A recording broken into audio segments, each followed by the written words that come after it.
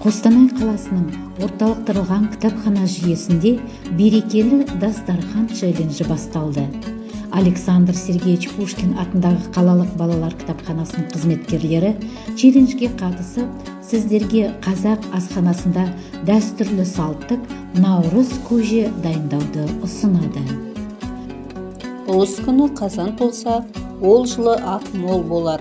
Ұлы кісіден бата алса, сонда олжалы жол болар деп, ұлыс күні 7 түрлі заттан соғымнан қалған сүрет, сүт, езілген құрт, бидай, тары, тағы басқа салып, қазан толы наурыз көже пісіріледі.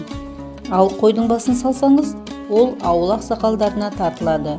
Наурыз көженің қойдың басы мен сүрет салып пісірілуі, қыз тағамымен қоштасуды, құрамына аттың қосылуы, жас тағаммен қауышудың мәнісін білдіреді. Ал наурыз көжені тойып ішу, жыл бойына тоқшылық болсын деген ұғымда айтылған. Әдетте наурыз күні қасиетті дәмнен алыс сапарда жүрген адамдарға, қадірменді ақсақалдарға сыбаға сақталады.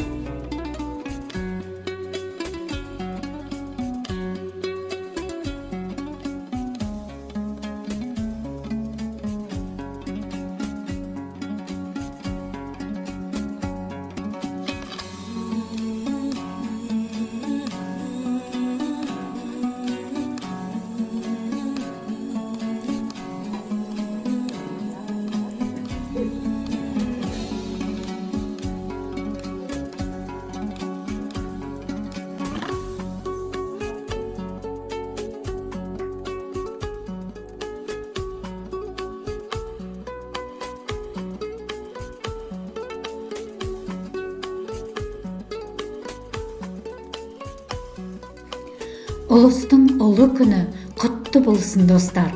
Челленджді Западный филиалының кітапханасына тапсырамыз.